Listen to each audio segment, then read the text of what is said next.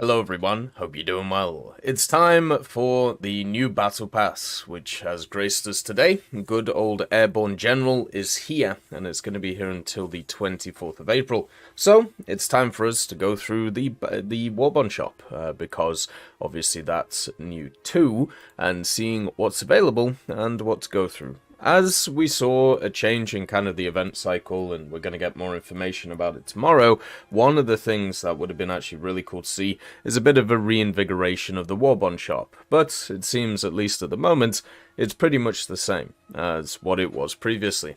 Now, just remember, you do actually have 7 days where you can get the old rewards from the previous Warbond shop, so you can actually get or use the Warbonds that you get in the new Battle Pass in the old one if you want to, and the old one does have access to the Battle Trophy here, the good old one for the camouflages, where the new one has the helmets, so if that's what you're interested in, make sure to get it sorted.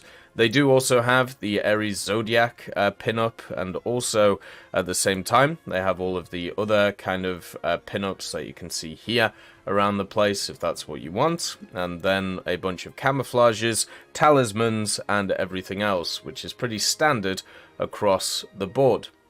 The new stuff is, of course, the vehicles that are sat here, which we'll go through, and also the test drives as well, if you want to give those a go. But to be quite honest, a lot of the test drives are pretty simple, and they are ones which definitely don't really give a lot of interest. The Helena, of course, is just one that you can make a metric ton of SL with, and also can give you a taste of high-tier naval, if that's something that you're interested in, so that one's not too bad. The Type 75 MLRS is better now that overpressure is a thing, but it still is a weak vehicle compared to a lot of other competitors around it, especially even ones that they added to Japan, which are, around the place. Then you have the SU-11, which is very good for its BR, and definitely worth at least having a look at to give it a go. And the Mi-24P HFS, which doesn't have great ATGMs, but does have quite a lot of defenses on it.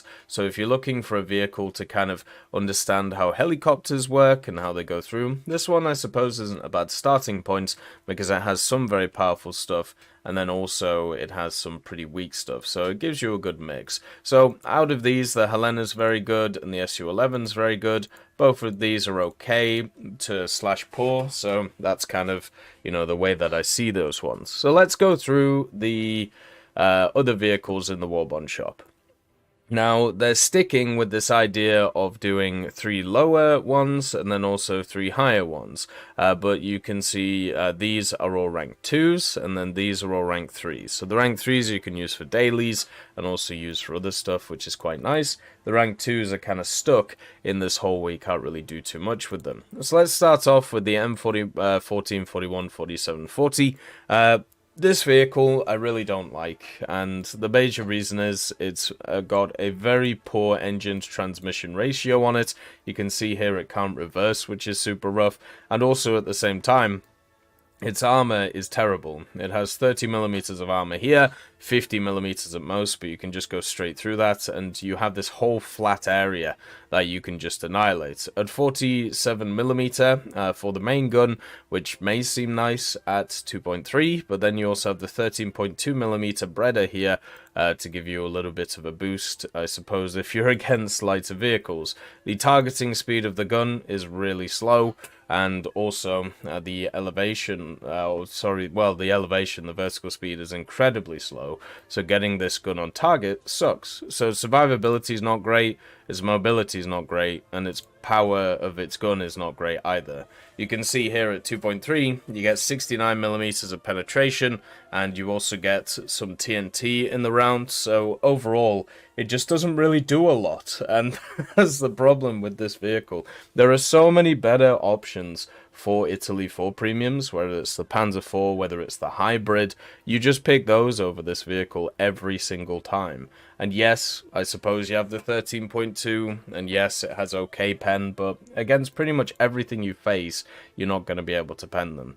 This thing can go up against some pretty crazy competition. You know, even stuff like T50s or Stuarts will just run rings around this thing, and it's just not a good vehicle. I would actually say it's better to save up some money, wait for a 50% sale, and pick up some of those rank 3 Italian vehicles that are around the place. For example, if you have a look at like the Italian ground, you have the Panzer IV-G, you have the M4 Hybrid. Both of these are rank 3, they fit in a great lineup, and also you can do dailies and specials with them. With the lineup that you have for 2.3, you know, for good old Italy, it is nowhere near as strong as the lineup you have at 3.7. So even as a free vehicle, I think you're doing yourself a disservice. The same thing with the Type 4 Mod 4. This is a cool design, I'll give it that. You know, the engines are actually above the waterline, which is pretty cool. You don't get that with many ships, and overall it's, you know, a really cool looking vehicle. The problem with it is it only has a dual 20mm and a 37. So, you know, battle-wise, you're not really doing a lot with the vehicle. You're not really going around and, you know, hammer timing anything, especially at the BRs that you see of 1.7. There are a decent amount of vehicles that do have some pretty crazy automatic cannon setups, and also the firing angles of this 20mm, since it has this wonderful arc in front of it, means that you can't really shoot forward, and also this one can't shoot backwards. So you have to shoot people like this if you want to get all your guns on target, which means that you have the largest area for you to be shot as well, and it just means it's not very fun. So poor armament, decent speed, kind of unique, you know, with the engines, but it's also one which always comes back in the Battle Pass. They always try and get people to get this one. No idea why at the end of the day. Then also, you have the Key 61 1B. This one's not too bad. You know, it shouldn't really be a rank 2. I feel like it should be a rank 3. But it's just very similar to the standard Key 61 that you see in the Japanese tech tree. This is one of the earliest premiums that the American aviation got, because it was just kind of a copy-paste Japanese one. Same with stuff like the... Is it the Key 43, I believe? That is around the place. So yeah, it's just the one that America captured and also at the same time tested. It has the 412.7s, which is nice. One of the issues with some of the Key 61s is they're a little bit heavy because of their armament. This one isn't that. It's light and it's able to float around the place. I think it feels really good as a general vehicle, and is easily the best out of the, let's say, lower prizes that are around. You can use it in pretty much every game mode, but it's more designed for Air Arcade, Air Realistic, just because it doesn't get any secondary armaments, and also the penetration on the guns isn't exactly great, but it can do a lot of damage with them against aircraft, and also has a ton of ammunition to do so too. If you're kind of interested in the American tech tree but don't want to play anything else, it actually might be worth picking this up just to give you a kind of idea of what the Japanese tree offers, and maybe go into it, because the Japanese tree is really fun to play at the end of the day. Then we have the top vehicles. So you have the Act 3 for France. This one's really good. It's just a copy of the Act 3, and one of the issues that France has is they have a terrible rank 1, 2, and even 3 in their tech tree. Rank 1 is carried by the H-75, rank 2 is carried by the VG-33, and rank 3 is carried by the American planes. So what you can do with this Yak 3 is you can use it mainly in a realistic, or as kind of an anti-CAS plane in ground, to be able to grind out that part of the tech tree, so therefore you are able to do, you know, a lot of numbers with it, which is cool. You know, that's what you want from certain vehicles, and that's what the Act 3 gives you. It's a good mid to low altitude fighter. It doesn't have a ton of ammunition, but the 20mm and the 12.7 together do quite a lot of damage. Doesn't have any secondaries, which is a bit of an issue, but does get the 100 octane fuel, which really makes this thing a lot more powerful than it really should be. The vehicle's really fun, and as I said, there's a ton of weird options for France in the mid-tiers and low tiers, and this one means that you can just kind of forget about them and just play this and go past them. So I think that's a pretty decent one. The Z-47 is also surprising to see. This one's the fake destroyer that Germany never finished, and one of the interesting things about this one is it does a ton of damage, and you can get a ton of score with it. Therefore, you can make a ton of SL, but you won't really change too much of the battlefield that's going on. So these guns, these 128mm, it has, you know, 3 sets of them. They have a very good fire rate, 20 rounds per minute, so they rival the American fire rates from their 5-inch guns. And that means that you're firing every 3 seconds, right? With each of the guns. So you can create a cool like salvo fire setup where you just keep firing over and over again. The interesting thing though is they don't have AP. So basically you are just chucking HE at things to try and splash damage and do a ton of damage to different stuff, and a lot of the time, you know, you do take out a lot of exterior stuff, and if you run into anything with armor, you're going to have a bit of a problem, such as American destroyers, but most vehicles you can just kind of hammer into death, which is what this machine does. After grinding out the Z46, which is this vehicle's brother, it was actually quite fun to do.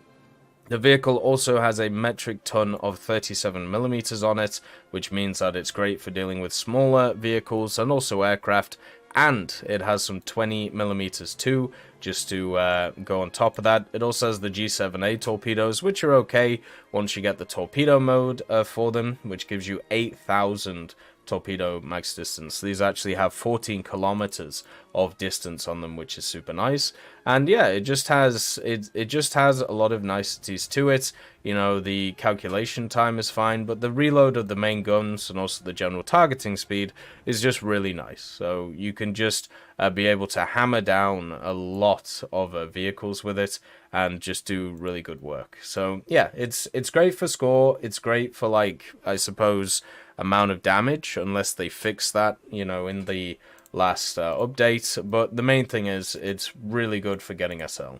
So if you are looking for like an SL clubber, this is the way to go. Then the last vehicle you have is the T-34 57 1943. Now at 4.7, this isn't in the best position for a T-34. I believe there are better T-34s at their respective BRs, but it's still a solid T-34. This has kind of the older turret on it compared to stuff like the T-34-85, and it has the 57mm.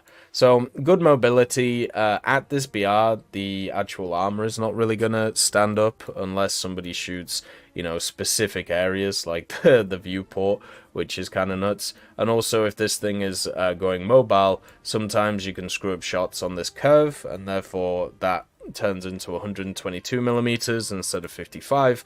But you know, you're not going to survive many shots in this thing, so you are running around with its mobility. Its mobility is very good. You know, it's got a good transmission on it and a good engine going forward, which is really nice. It has the 4-man crew, so the survivability isn't great. Has a good reload on the 57, and the main thing about this 57 is it actually has pretty decent penetration, which is the thing to look for, right? So you can see here, it has these 2 rounds, where one of them does more angle penetration at 60 degrees, but also does less penetration at others, and has way more kind of TNT equivalents. So you have to pick and choose what you feel like is going to be more useful for you. For me, the BR-271 is probably going to be more useful, because once you pen a target, you usually nuke it anyway with this type of explosive mass, and it also does have APCR if you're struggling to pen stuff too. So as a bog standard medium tank, like it's a pretty decent vehicle. And as I said, there are other T-34s in better positions for it, such as, you know, the earlier ones like the 37 1941.